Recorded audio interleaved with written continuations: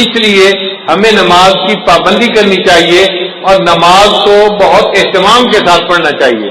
عورتیں نماز میں سستی کرتی ہیں، گھر کے کاموں کی وجہ سے نمازیں قضا کر بیٹھتی ہیں، یہ بہت بڑی کوتاہی ہے، اس سے بچنے کی ضرورت ہے.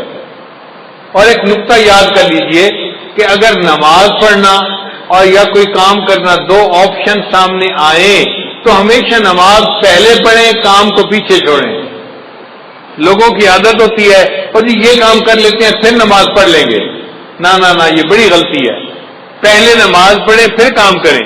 عورتیں یہی تو کہتی ہیں میں مہمانوں کو چائے دے دوں پھر نماز پڑھ لیتی ہوں، اور مہمانوں کو چائے دیتے دیتے نماز قضا ہو جاتی ہے. میں یہ کام کر لوں پھر نماز پڑھ لوں گی، اور اس کام کے کرتے کرتے نماز قضا ہو جاتی ہے. تو عورتیں یہ بات توجہ سے سنیں، جب نماز اور کسی کام کے درمیان چوائس آئے تو کس کو چوز کرنا چاہیے؟ نماز کو چوز کرنا چاہیے، نماز کو مقدم کرنا چاہیے. ہم نماز کو چوز کریں گے، اللہ اس کے بدلے دنیا کے کاموں میں ہماری مدد فرما دیں گے. ہم ایک مرتبہ پشاور سے واپس اسلام آباد کی طرف آ رہے تھے، راستے میں عصر کا وقت ہو گیا، اول وقت تھا. میں نے دوستوں کو کہا کہ بھئی نماز کے لیے روکو، پہلے نماز پڑھیں گے پھر آگے سفر کریں گے. مسجد چھوٹی سی تھی، 10-12 بندے نماز پڑھ سکتے تھے، اور 5-7 تو ہم ہی تھے.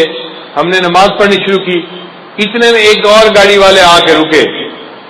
4-5 بندے تھے، سب داڑھی والے، ایسے لگتا تھا جیسے جماعت میں جانے والے بندے ہوں.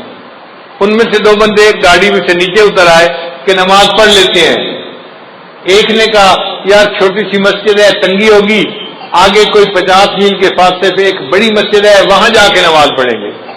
تو اس کے کہنے پہ جو مسجد میں آئے تھے وہ بھی واپس چلے گئے اور وہ گاڑی والے چلے گئے. ہم نے نماز پڑھی، نماز پڑھ کے ہم اسلام آباد کی طرف روانہ ہوئے. ہم 5 کلومیٹر آگے آئے تو ہمیں پتہ چلا کہ وہ جو کار میں چند لوگ بیٹھے ہوئے تھے ان کی گاڑی کا ایکسیڈنٹ ہوا تھا، کار بالکل تباہ ہو گئی تھی، اور کھڑے وہاں لوگوں نے بتایا کہ اس میں سے 2 بندے فوت ہو گئے تھے. اب بتائیں کہ ان لوگوں نے وقت کی نماز ادا نہیں کی تھی.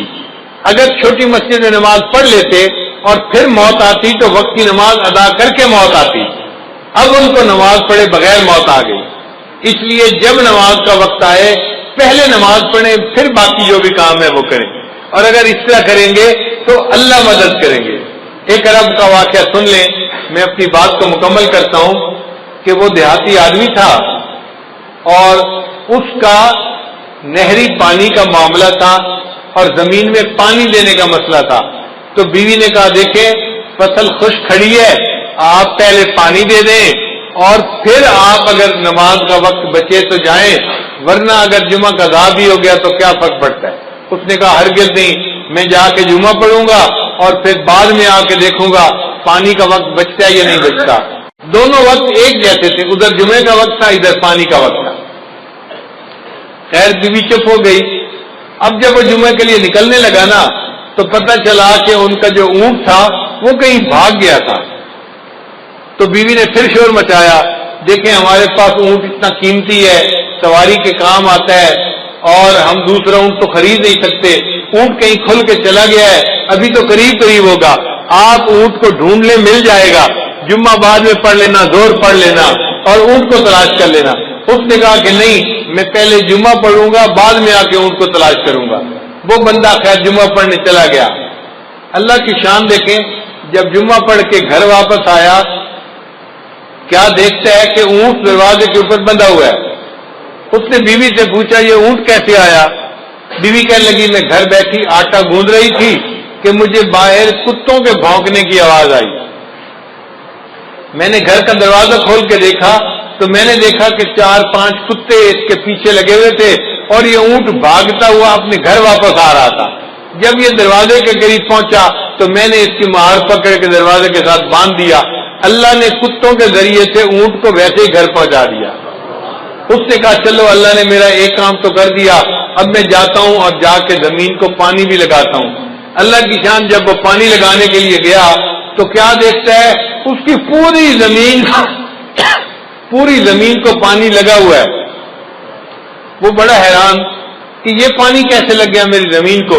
ابھی وہیں کھڑا تھا کہ اس کا جو ہمسایہ تھا نا دیہاتی، وہ آیا ذمہ اور کہنے لگا بھئی مجھے معاف کرنا، میں نے اپنی زمین کو پانی لگانا تھا، میرا نمبر پہلے تھا، آپ کا نمبر بعد میں تھا، جب میں نے اپنے زمین کو پانی لگایا تو میرے اور تمہارے زمین کے درمیان جو سوراخ بنا ہوا تھا وہ کھلا ہوا تھا، مجھے اس کا پتہ نہیں تھا، میں اپنی زمین کو پانی لگاتا رہا، جب لگا کے دیکھا تو تمہاری زمین کو پورا پانی لگ چکا تھا۔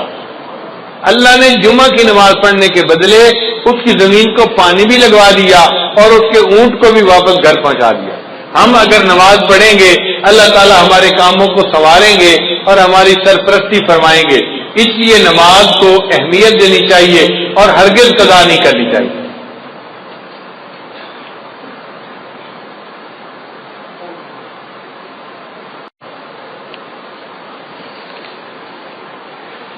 میری زندگی تو فراق ہے وہ ازل سے دل میں مکی سے ہی۔